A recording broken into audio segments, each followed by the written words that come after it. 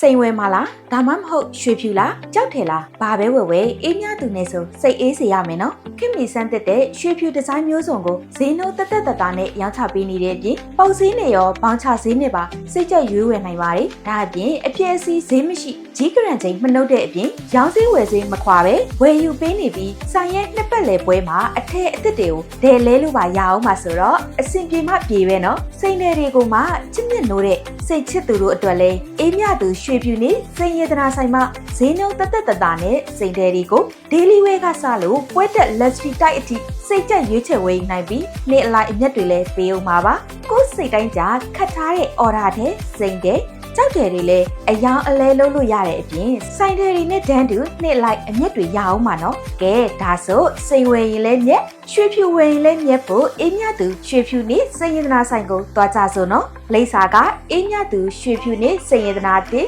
B018 lip ဝင်ပေါအနီးဒုတိယတက်အေးမြသူ luxury jewelry ဆိုင်နဲ့နံပါတ်205ဒုတိယတက်စံရိပ်ငိန်ကမုံပွင့် shopping mall လှရန်အင်းစိန်လမ်းမကြီးကမာရွတ်မြို့နယ်ရန်ကုန်ပါရှင်လက်တက် channel မှာရိုက်ကူးထုတ်လွှင့်တင်ဆက်ပေးနေတဲ့2025ခုနှစ်ရဲ့မြန်မာရုပ်ရှင်ထူးချွန်ဆုချီးမွမ်းပွဲခမ်းနားစီစဉ်ကိုအေးမြသူရွှေဖြူနှင့်စည်ရင်နာဆိုင်မှာ brand sponsor အနေနဲ့အဓိကကူညီပံ့ပိုးပေးထားတာပဲဖြစ်ပါတယ်